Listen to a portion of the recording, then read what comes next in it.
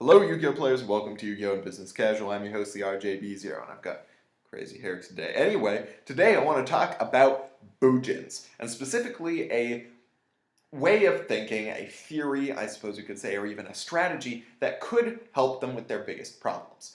Now, I'm not going to declare, that was a series of weird noises that just came out of my mouth while I was trying to think of the word that I was going to use. I'm not going to declare that I have found the thing that is going to make Bujins competitive. I am not saying that this even works. I'm saying it's something that we haven't thought about as I suppose Yu-Gi-Oh players and especially Bujin players that could really get around some of the biggest issues that Bujins have. Now, the two biggest problems that Bujins have are consistency and speed in setting up plays. Since at the moment, Bujins their way of setting up strategies or plays are Yamato and Foolish Burial. That's pretty much it, and that's one of their biggest issues. And that consistency means the consistency issue of absolutely needing that Yamato means there are going to be times when you aren't necessarily even going to be able to set up those plays, no matter how slow they are to set up in the first place. So one of the things that I have been thinking about after I went through the OCG list on Shriek, the list of tournaments on Shriek, kind of looking for Shadow Specters, influence on the meta, which there isn't a whole lot, really. The biggest influence that Shadow Specters has had on the OCG meta is a couple of extra deck cards that increase the power of Blue Eyes Elemental Dragons. Anyway, when I was going along there, I noticed that there was a grand total of one Bujin deck that had made a top cut in a major event. It got a top 4, and I don't remember what the event was. But the thing that stood out about this Bujin deck to me was the fact that it used a piece of theory that I have been messing around with in my head for quite a while. Now, I'm going to put out this idea about certain decks, and then I'm going to explain how this affects Bujins, the difference that it made in that particular deck, and then all the crazy things that you could potentially do, or all the ways that this could improve the playability of Bujins in general in the future.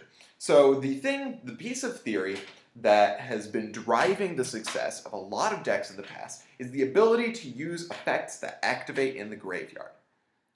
Now, this is it's a pretty obvious thing that the ability to use effects that activate in the graveyard is really good. That decks that do that have a certain unique advantage over other players, and that they don't just have to worry about what they have in their hand or on the field. They also have resources available to them in the grave that are basically untouchable except through things like Kaiku, Macrocosmos, etc.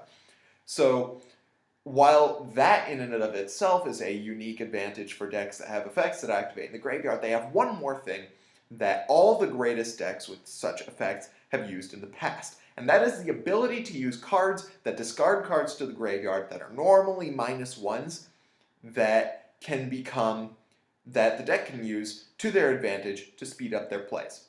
And I'm going to say this because I can't think of anything that is an exception to this rule, but every time a deck has this ability, it becomes an extreme force in the meta. Teledan had that ability, using Malicious and Plague Spreader and things like that with cards like Dark Grepher and, once again, Plague Spreader, and various other cards that would normally be minuses, that because they have those effects that activate in the graveyard, they become, instead of just neg-1s that happen to have a cool effect, they become ways of speeding up the strategy of the deck. Infernities. Infernities are famous for the phrase minuses that lead to pluses, because what they do is they use these cards that hit the -1 button. That's not really a button that you really hit. Anyway, that might go -1 in order to set up, to quickly set up plays that just produce massive amounts of advantage. Mermails do the same thing. Dark Worlds do the same thing. Heck, half the cards in a Dark World deck are -1s between Trance Archfiend, Dark World Dealings, and Drag Down into the Grave. Those cards are all inherently -1s, except for the fact that their monsters have the ability to activate effects based on the fact that they were discarded to produce that -1. Mermails have Megalo, which is inherently a -1, but since they have those effects that activate in the graveyard, Megalo is one of the most important cards to the deck because it activates those cards that speed up your plays and lead to producing more advantage. And the thing that strikes me about Bujins is they have this exact same ability to use these cards that would normally be -1s, but because they have cards that activate in the graveyard, they actually become just 1-for-1s that speed up the deck. Now, I'm not sure what the motivation is behind people not using said cards. It might just be a mindset problem. The mindset around Bujins is that they are a reactive deck instead of a proactive deck. That they set up plays so that they can respond to opponents' pushes and plays and take them down bit by bit. And that possibly prevents people who play Bujins from exploring more proactive plays because they have this mindset about Bujins that you have to make the deck reactive.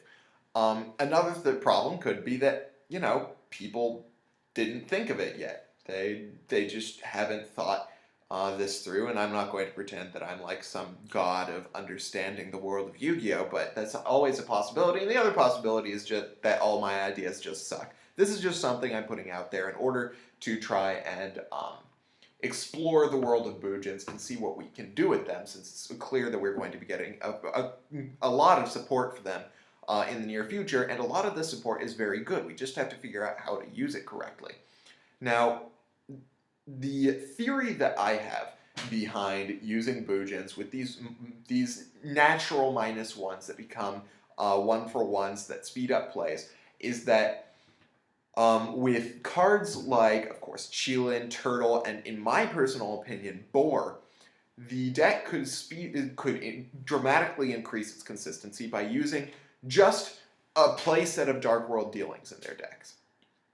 Because the advantage behind Boar is that it means that you don't have to have a full play set of it in your deck, but you can have 1 or 2, and this increases the probability that if you don't open with the Beast Warrior type Bujin monster that you can use, during your first turn, you will still be able to make plays. Because what you can do is you can put if you open with a Boar and a Qilin, why not? And you put the Qilin on the board. Before you do anything else, your opponent is probably not going to do a whole lot about it, because Crane doesn't work on Qilin, because it doesn't set up any plays in and of itself. It is just a beater while it's on the board. It only activates its effect in the graveyard. And then you go Dark World Dealings, draw a card, discard a Boar. The advantage of Boar is that it doesn't require a Beast Warrior Bujin monster to be on the board. So what you can do is you can then banish the Boar and hit an opponent's monster. That Dark World Dealings just became a 1-for-1 play instead of a minus. And it set up a play to take down an opponent's monster. You still have that Qilin, it still holds field presence. And you have significantly sped up your deck, because now, instead of just having 2 dead cards in your hand, you have a beater on the board, you've made a play, and you may have drawn into a live card, such as Tanky or a Beast Warrior Bujin monster with that Dark World Dealings. Now, plays like this, there are a number of them that you can do, and I'm just naming the one because it's an easy example to use. Plays like this can become even crazier when you have Mikazuchi on the board. Now, a lot of the time, an opponent will be dumb enough to allow a Mikazuchi to go through when it hits the board, to just sit there, because Mikazuchi in and of itself does not set up plays. However, with the Dark World Dealings in your hand, and any of the Bujin monsters whose effects activate in the graveyard, now you're cooking with gas. Because you hit that Dark World Dealings button, you draw a card, you pitch that Bujin monster that has the effect from the graveyard. Now what you've done is you've set up a play, you've drawn a card, which already gives you that 1-for-1 advantage, but then Mikazuchi has that nice little effect that if you discarded a Bujin monster during your turn, during the end phase, you can add a Bujin spell or trap card from your deck to your hand. So what that does is it then sets up a sword or an incarnation in case you somehow lose that Mikazuchi, Then you can use the Chilin's effect from your graveyard, or the Boar's effect from your graveyard, or the Turtle's effect from the graveyard. You set up that Incarnation play to make Susanoo and make some crazy pluses, and that ends up going +1 off of a card that is normally a minus, and a card that normally doesn't set up any plays. Mikazuchi then becomes one of the most powerful cards in the deck. It becomes even better than Yamato, potentially, since it sets up a play to recycle things like Crane, or even itself with Sword, or even set up a Susanoo play, which gets you all the more pluses if you do it correctly. So now that play set of Dark World Dealings, instead of becoming a neg1 that just takes up space, now it's producing pluses, it's setting up plays, and it's making the deck extremely consistent. The only problem with this kind of setup for Bujins is space, and that's something I haven't worked out yet. Now, once again, I'm not saying that this is like the be-all, end-all of strategy for Bujins, but it's definitely something I want to test out. It could suck terribly, but it is something that has been starkly ignored in the TCG and the OCG ever since Bujins came out and beforehand.